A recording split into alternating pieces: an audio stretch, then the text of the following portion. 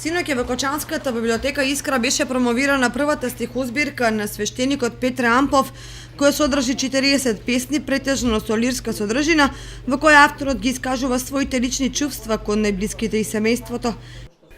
Па еве, Бог даде поезијата што ја пишувам веќе 6 години, после смртта на Димитри Ампов, да публицирам и да публицирам стихозбирката на Спокоен Коплеш, која содржи 40 песни, пишувани од битието мое, како израз во тој емотивен период. 2012-13 се пишувани песните, а сега ќе се промовираат во негов чест и спомен. И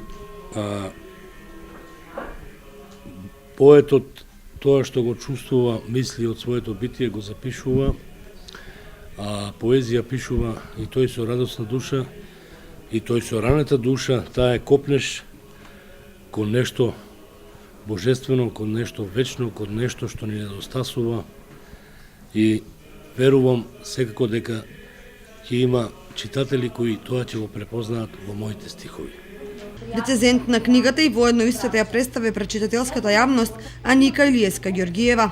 Иако тој може би касно влезе во светот на уметноста на поезијата, сепак неговата поезија се одликува со една зрелост, со една искреност.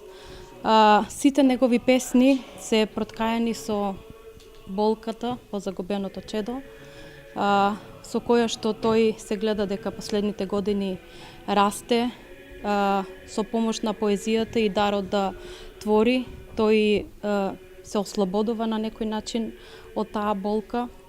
Значи, на моменти среќаваме песни во кои што дури ќе се помисли дека болката преминува во некоја друга фаза, значи се ослободува, за да отпосле сватиме дека сепак таа боледува, значи тој боледува на друг начин, со друг израз поетски, и може да се каже дека тоа големо искушение му помогнало на Перо Ампов и да созре како поет, како човек, и да ги носи тие искушенија, да се соочи со нив и да се справи како еден крст кој што продолжува да го носи и понатаму.